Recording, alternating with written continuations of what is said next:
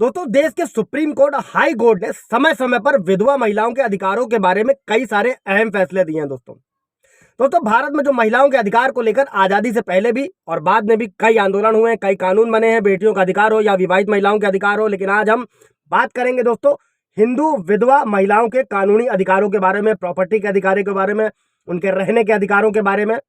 इन्हीं चीजों को हम समझेंगे दोस्तों आज। दोस्तों जय हिंद, नमस्कार। मैं एडवोकेट आशीष मिश्रा। दोस्तों 16 जुलाई विधवा महिलाओं के अधिकारों के नजरिए से काफी महत्वपूर्ण दिन होता है, क्योंकि इसी दिन हिंदू धर्म में ऊंची जाति के विधवा महिलाओं को दूसरा विवाह करने का हक मिला था दोस्तों। क्योंकि पहले समय में होता क्या था दोस्तों कि हिंदू धर्म की महिला कम उम्र में अगर किसी वजह से विधवा हो जाती थी तो उसे दूसरा विवाह करने का इजाजत नहीं था।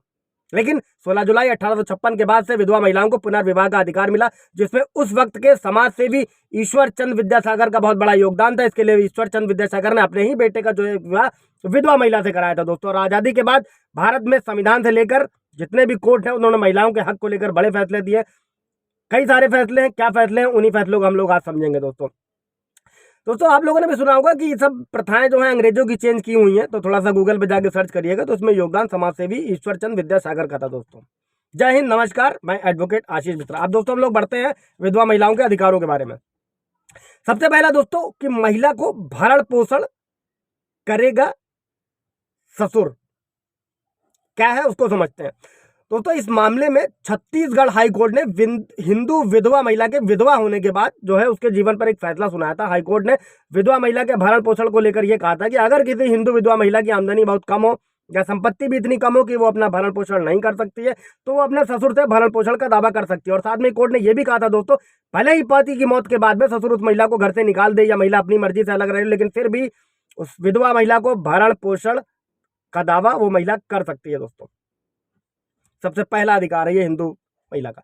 अच्छा दोस्तों समझते हैं कि अगर विधवा महिला कोई दूसरी शादी कर लेती है तो पति की संपत्ति में उसका क्या होगा। तो दोस्तों इस बारे में कर्नाटक हाई कोर्ट ने एक अहम फैसला सुनाया था। और ये फैसला की जो स्थितियां उसको समझते हैं कि अगर कोई विधवा महिला दूसरी शादी कर लेती है तो क्या उसका क्या वो अपने पहले पति की संपत्ति पर दावा कर सकता। तो कर्नाटक हाई कोर्ट का कहना है कि भले ही हिंदू विधवा महिला दूसरी शादी कर ले, लेकिन वो अपने मृत पति यानी कि जो पहला पति है उसकी संपत्ति से उसका हक जो होता है दोस्तों वो खत्म नहीं होता है दोस्तों। अब दोस्तों उसमें है क्या कि हिंदू उत्तराधिकार अधिनियम की धारा 8 के तहत एक महिला को अपने ससुराल यानी सास ससुर या पैतृक संपत्ति में भी कोई हक नहीं है। हालांकि पति की मौत होने पर विधवा का अपने ससुराल की संपत्ति में अधिकार होता है और वो पैतृक संपत्ति में उतना ही हिस्सा पा सकती है जितना उनके पति का बनता हो। एक मेरे व्यूअर्स का यह सवाल था, थोड़ा सा क्लियर कर रहा हूं कि पति की संपत्ति में हक होगा कि नहीं होगा। जीते जी नहीं होता है पत्नी का किसी भी ससुर की और पति की स्वार्जित प्रॉपर्टी में या पैतृक संपत्ति में, लेकिन मरने के बाद में हक होता है दोस्तों। अब पति की संपत्ति पे समझते हैं दोस्तों, इस बारे में सुप्रीम कोर्ट ने एक अहम फैसला दिया है। उसके जो हालात है उसको समझते हैं कि अगर पति के जिंदा रहते किसी संपत्ति पर महिला का सीमित अधिकार हो और पति के जीवित रहते उस संपत्ति की देखभाल अगर वही महिला करती हो तो पति के मौत के बाद उस संपत्ति पर उसी महिला का पूरा अधिकार हो जाएगा दोस्तों। और मौत के साथ ही जो सीमित अधिकार है वो पूर्ण अधिकार में चेंज हो जाएंगे दोस्तों। सुप्रीम कोर्ट ने हिंदू उत्तराधिकार अधिनियम 1956 के सेक्शन 14(1) का हवाला दिया था इसमें। इसके बाद समझते हैं दोस्तों कि अगर पहले पति की संतान भी दूसरे पति की संपत्ति में हकदार होगी या नहीं होगी। तो दोस्तों हाई कोर्ट ने इस बारे में एक अहम फैसला दिया था कि हिंदू उत्तराधिकार अधिनियम की धारा 15 का हवाला देते हुए हाई कोर्ट ने कहा था अगर किसी विधवा महिला की वसीयत करने से पहले उसकी मौत हो जाती है तो उसकी संतान की जो उसकी पैतृक संपत्ति में हिस्सेदारी होगी, भले ही वो संतान पहले पति की हो, दूसरे पति की हो या अवैध संबंधों से जन्मी हो दोस्तों। लेकिन कोर्ट ने कहा है कि अगर कोई महिला दूसरा विवाह करती है तो पहले पति से जन्मी संतान भी उसके दूसरे पति की संपत्ति में हिस्सेदार होगी दोस्तों। बहुत अच्छे से समझिएगा दोस्तों। कोई सवाल जवाब होगा तो उसके बाद में पूछ लीजिएगा, मैं क्लियर कर दूंगा। लाइक कर दीजिएगा, शेयर कर दीजिएगा, सब्सक्राइब कर दीजिएगा मेरे चैनल को, ताकि ये इन्फॉर्मेशन और लोगों तक पहुंच सके, वो अपने कानूनों को जान सके दोस्तों। अच्छा आप समझते हैं दोस्तों अगर कोई विधवा महिला है तो पीहर पक्ष मतलब जो लड़की वालों का घर होता है कि उसके उत्तराधिकार का हकदार क्या है। तो इस मामले में दोस्तों सुप्रीम कोर्ट ने भी एक फैसला सुनाते हुए कहा था कि अगर किसी हिंदू विधवा महिला की मौत हो जाती है तो वैसी स्थिति में अगर उसकी कोई संतान ना हो, उसकी संपत्ति का कोई उत्तराधिकारी ना हो, तो उसके पीयर यानी कि मायके के वाले जो लोग होते हैं उत्तराधिकार के हकदार होते हैं दोस्तों। और कोर्ट ने कहा था कि मायके से हक जताने वाले परिजनों को परिवार से बाहर का नहीं किया जा सकता है दोस्तों।